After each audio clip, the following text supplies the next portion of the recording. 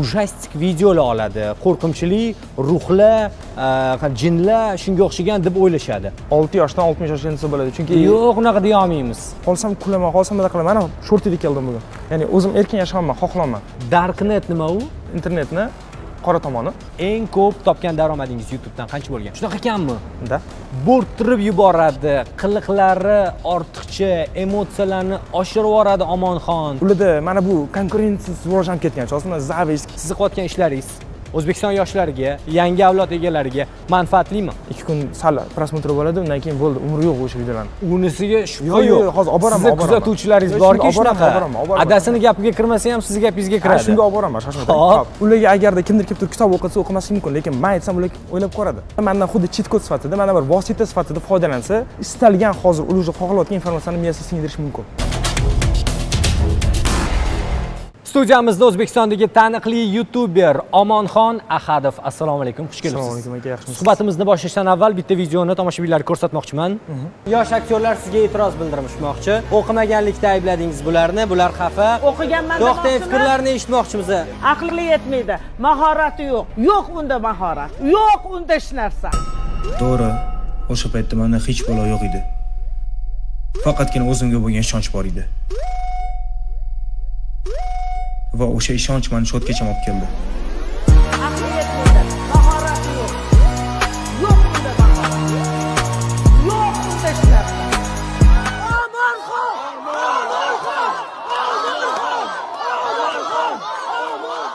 Xo'sh, adashmasam bundan bilmadim 5 yil avval bo'lsa kerak yoki undan ko'proqmi? 2021-yil. 2021-yil, taxminan 5 yil bo'libdi. Studiyada qattiq muhokama bo'lgan. Ochiqchasi gaplashamiz Amirxon Umarov tok shousida va ana shu jarayondagi mana shu tanqidiy fikrlar, e'tirozlar sizga haqiqiy motivatsiya bo'ldi deb ayta olamizmi? Xo'sh, qaysi tomonda desa bo'ladi? Chunki aynan u paytda biza kino productionda bir aktyor sifatida men qatnashganman u yerda. Hozir aktyorlik faoliyatimda omad kelmadi-ku, lekin bu taraflama o'xshadi va qaysidir ma'noda motivatsiya ham bo'ldi desa bo'ladi. Chunki men aktyorlik faoliyatida omad kelmagani bu nazarimda yaxshi filmlar bo'lmagani bilan ham bog'liq bo'lishi mumkin. Qaysi tomonda shunaqa desa ham bo'ladi, lekin bu gap bilan men yaxshi kino bo'lsa, yorbam o'ynardim, aktyorskiy metodi deb o'zimga katta baho bermoqchi emasman. Ya'ni sinab ko'rilmagan eksperiment qolib ketdi. Ya'ni buni javobini biz endi bilmaymiz. Men yaxshi aktyor bo'larmidim yoki yo'q. Kelajakda bilishimiz mumkin. O'sha vaqtlar tanqid qilingan yosh ijodkor bugun 3 milliondan oshiq obunachiga ega va ularning bir qismini poytaxtdagi Navruz bog'iga yig'a oldi. Biz sizga ana shu jarayonni ko'rsatmoqchimiz. Hozir do'stlar, mana shu 3 million boshini otamiz, davay!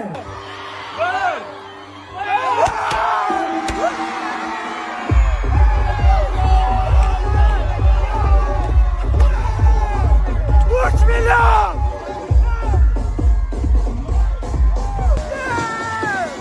Gap bo'lishi mumkin emas. Nechta odam keldi Navruz bog'iga?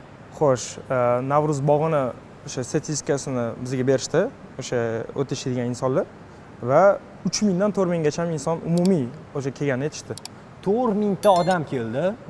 Biz video suratlarda ko'rdik, juda ko'p va ular orasida tushunishimcha asosan maktab o'quvchilari. Ha, asosiy auditoriya hozir menda yoshlar. Chunki menga ko'proq shunaqa auditoriya yoqadi. Bunaqa ko'p odam yig'ish uchun ruxsat olish kerak. Siz ruxsat oldingizmi? Qanaqa bo'ldi bu jarayon? Nima deb ruxsat oldingiz? Xo'sh, aynan ruxsati va organizatsiya ishlari bo'yicha o'sha Navruz parki bilan hamkorlikda qilganmiz uni. Ya'ni Anhor park, Navruz ular birga. Ular bilan hamkorlikda qilganimiz uchun ular shug'ullangan bu ishlar bilan. Biz esa shunchaki o'sha promoni berdik va odamlarni yig'ib, odamlarga men va o'zimni do'st bo'lganlar bilan birgalikda как shou ko'rishga harakat qildik. Va o'ylaymanki, shuncha odam yig'ilib, bundan keyin yana gap so'zlar bo'lganiga qaraganda, ya'ni odamlar og'zida bu mavzu yurdi. Shuning uchun ham demak, anchadan beri o'zbek mediasida mana shu yo'qolib borayotgan obunachilar bilan yoki o'z kuzatuvchilar bilan ko'rishish, fan klub yig'ish, shu narsani sekin-sekin qaytarishga harakat qilamiz.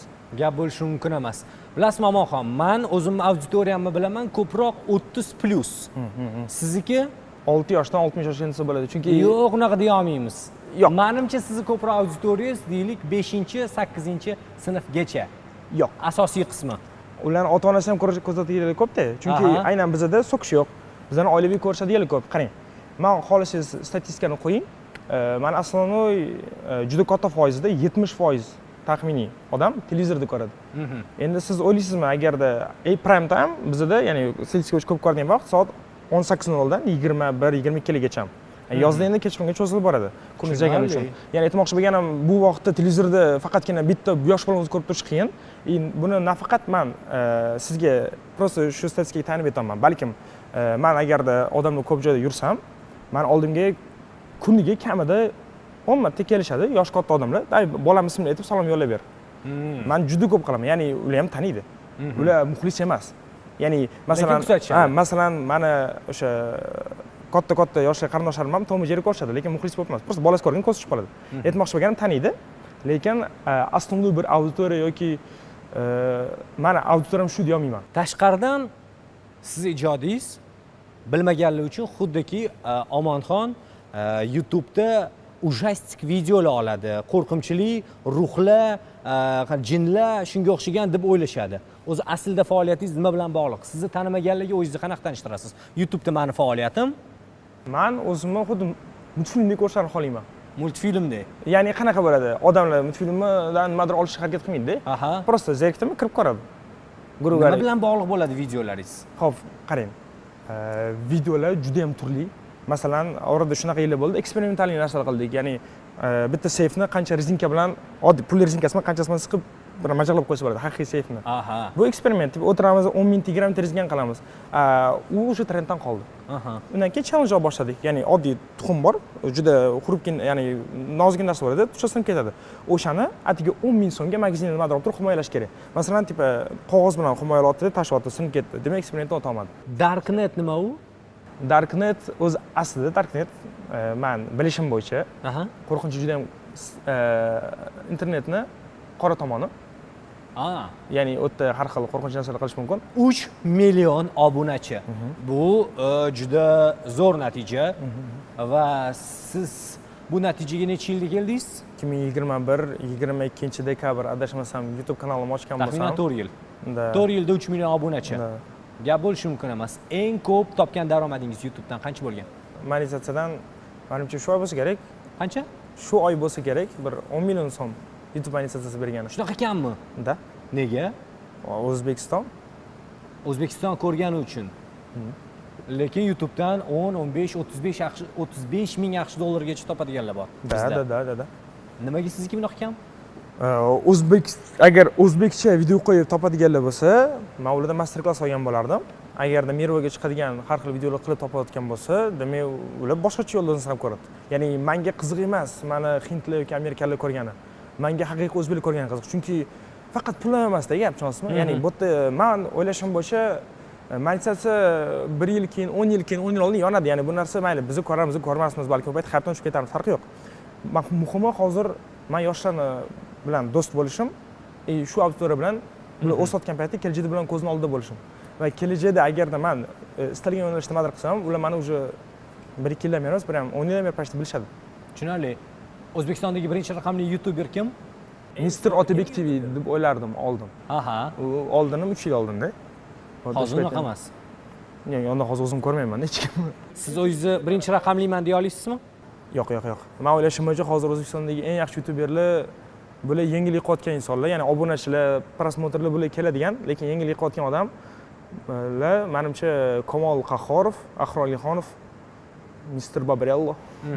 Bu sizni komandangizdaglar adashmasam. Ja, unaqa komanda emasmiz, просто hamkasblar. Bo'rttirib yuboradi, qiliqlari ortiqcha, emotsiyalarni oshirib yuboradi Omonxon deb fikr bildiradiganlar bor ekan sizga nisbatan. Ularga nima degan bo'lardingiz? Ular просто meni avtoram emas. Chunki meni avtorimda unaqa fikr yo'q. Mazza ovqatlanishga kelgan odam kelib mazza ovqatlanib ketadi-da. Agar ovqatlanib kelib turib, men metin nimadir ekan, men remont nimadir ekan dotdim, demak maqsad ovqatlanish emas, to'g'ri tushunasizmi? Maqsad o'ta boshqa. Maqsad boshqa bo'lsa, daychi o'ziga tushadigan cho'tka remontli restoranga borib ovqatlaning. Tushunarli, lekin xeyterlarga ham har doim bizani qanaqadir nisbatan javobimiz bo'lishi kerak, subyektiv. Sizni ham xeyterlaringiz bo'lsa kerak. Va o'sha xeyterlarga nisbatan nima degan bo'lardingiz? Men deyman, просто agarda men yoqmayman, просто ko'rmanglar, yoqadiganlar o'ta ko'p bo'lib qoldi. Yomon ko'rib kuzatadiganlar ham qiziq. Yomon ko'radi, lekin bitta ham ko'rsatuvingizni, bitta ham o'sha videoyingizni o'tkazib yormasdan ko'radi, lekin yomon ko'radi. da bo'lishi mumkin. Chunki qarang mana. Nimaga aslida yoshlarga men yoshlar uchun ishlayapman. Chunki masalan bilasiz o'zim mana hozir o'zim esadingiz, 5 yil oldingi videolarni ham men kino produksiyondan chiqqan insonman. Ya'ni mayli u qanaqa leveldadir, boshqadir, ya'ni o'zini odam o'zini ishlasa yoki agar men meringa harakat qilsam, korotkmetrajga yoki zo'r bir kinoga o'xshagan narsa bera olaman deb o'ylayman o'zim, bilmayman. Endi har kim o'zi har xil o'ylaydi. Men shunaqa deb o'ylayman va 30 yoshimga yaqin sekin salaman shu narsa kutsak bo'ladi. Ya'ni aytmoqchimanki, xuddi shunaqa biz ham opit bilan chiqadigan narsa va bu o'xshamas. Lekin men harakat qilib ko'raman va eng kamida hech bo'la qilmaganimdan ko'ra hozirgi qilayotgan ishim yaxshi. Xo'p, ana endi boshiga savolga qarasak, nimaga yoshlar uchun? Chunki men tengilar va mendan kattalar ularda mana bu konkurensiya rivojlanib ketgan. Aslida zavist desam, ular menga do'st qara olmaydi hech qachon. Buni men prosta atrofimdagi do'stlarimdan ham bilaman. Ya'ni qaysi ma'noda ular mana kimdir sizga yordam beradi, to uni o'tib ketguningizgacha. O'tib ketgandan keyin u nima qilish boshlaydi? Ketdi, sekin sizga bir tenglashib ishlagandan ko'ra, naborot undan ko'ra o'ziga o'xshagan sizni ham sal pastroq tortishga qolaydi. Va xuddi shu narsani xohlamagan holda va boshida o'zimdan kattalar va o'zim tengilarga avtor kontent qilganman, har xil kinoshi narsalar qilardi, nimadirlar qilardi, masalan, sohada avvaldan bor odamlar meni biladi o'tda ham. Men o'tda xitdan ko'ra boshqa ish qilib ko'rmaganman. Yoki o'tda qanaqadir masalan shakar narxi oshib ketsa, shakar narxi oshdi haqida bitta video qilasiz. 2 kun sal prosmotr bo'ladi, undan keyin bo'ldi, umri yo'q o'sha videolarning. Otarchi vibda menga yoqmaydi bu. Undan ko'ra men noldan hammasini boshlayman dedim, Instagramni o'chirib tashladim, YouTube'ga kirdim. YouTube'dan hozir har xil narsa qilaman. Muhim o'zimman. Xohlasam kulaman, xohlasam nima qilaman. Mana shortiga keldim bugun. Ya'ni o'zim erkin yashayapman, xohlamayman. Mana shu narsa uchun ham men shuni bu tomoshabinlarga yoki studiyaga yoki kimgadir hurmatsizlik emas, bu shunchaki o'zingizni qulay his qilganingiz uchun. Menimcha mana short kiyganim kimgadir agar xalaqit berayotgan bo'lsa, bu masalaga juda ko'p savollarim bor. Xaytrlar ko'p. Xo'p, rekord darajadagi kuzatuv videoingiz qancha? Menimcha 9.6 million. 9.6 million. Salkam 10 million. Da. Tushunarli. Rekord darajadagi reklama shartnomangizchi? Unda ko'p deyman. Masalan, yaqinda Londonga borib keldim, Coca-Cola anaqasi bilan proyekti bilan. Ya'ni u yerda ham katta shartnoma bo'lgan. Ya'ni aniq bittasi deya olmayman-da, ko'pda. Masalan, Honor bilan biz o'tganlik juda katta proyektlar qilganmiz. Masalan, o'sha aytgan 9.6 million prosmotr bo'lgan video Honor telefonida reklamasi o'tadi. Ya'ni kim uzun videoda, 30 minutlik videoda Honorni yoki Lyubovda texnikani reklama qilib turib 9.6 million prosmotr yig'oliydi. Masalanda biz shunaqangi strategik xod qilganmizki, ham video qiziq bo'lgan, ham telefonni video davomida 5 marta kamida 1.5 minutni integratsiyasi ketgan. Shuni odam shuncha odam ko'rgan. Gap bo'lishi mumkin emas. Xo'p, oxirgi savolim, sizning faoliyatingiz, siz qilayotgan ishlaringiz O'zbekiston yoshlariga, yangi avlod egalariga manfaatlimi? Agar men shu ish qilmasam, kimdir o'rniga qiladimi baribir. Nima qiladi baribir. Yetak qilyapti, kimdir chopyapti. Masalan, Darkan degan temaga boramiz, hamma Minecraftda o'g'irlashyapti, hamma o'g'irlab qilib ko'rmoqchi bo'ladi. Ular mendan yaxshiroq qiladimi? Yo'q. Demak, men shuni qilyapmanmi va yoshlarni o'zimga do'st qilyapmanmi? Ya'ni ular bilan birga yuraman, ular bilan birga gapirsam, kelsam, kyoto 4 mingta odam. Masalan, nimadir men bu yoqqa o'tsam, o'tyapti, men video chiqyapti, kutinglar desam, minglab kelib, menimcha millionlab odamlar kutyapti videoni-da. Unisiga shubha yo'q. Yo'q, hozir olib boraman. Kuzatuvchilaringiz borki, olib boraman. Adasini gapiga kirmasa ham sizning gapingizga kiradi. Shunga olib boraman, shoshmang. Xo'p. Mana shu payti men yoshlar agentligiga chiqsin menga. Aha. Yangi loyihamiz bor desin. Mana mutolaa, ushchiz, mana shu loyihalar bo'yicha hamkorlikka chiqsin. Men kelib usuldan pul olmayman. Men prosta yo'q, savoldan qochmang. Yo'q, shoshmang, savoldan qochmayman. Men prosta uzoqdan olib boraman, чтобы oxirida savol qolmasligi uchun. Aha. Mana chiqishadi va men ularga agarda kimdir kelib turib kitob o'qitsa o'qimasligi mumkin, lekin men aytsam ular o'ylab ko'radi. Aha. Ya'ni mana shunaqa ma'noda mendan xuddi cheat kod sifatida, mana bir vosita sifatida foydalansa, yoshlarga istalgan hozir ular xohlayotgan informatsiyani miyasiga singdirish mumkin. Ya'ni nima? Masalan, meni stabil ko'rayotgan, ya'ni bir oyda meni o'rtacha prosmot ahvatim YouTube'da 55 million, o'rtacha ko'rib chiqayotganlar hammasi akkauntlarning o'zi 4.5 million. 4.5 million yoshga sizlar nima bera olasizlar? Kontentlaringiz yosh yangi avlod vakillariga manfaatlimi?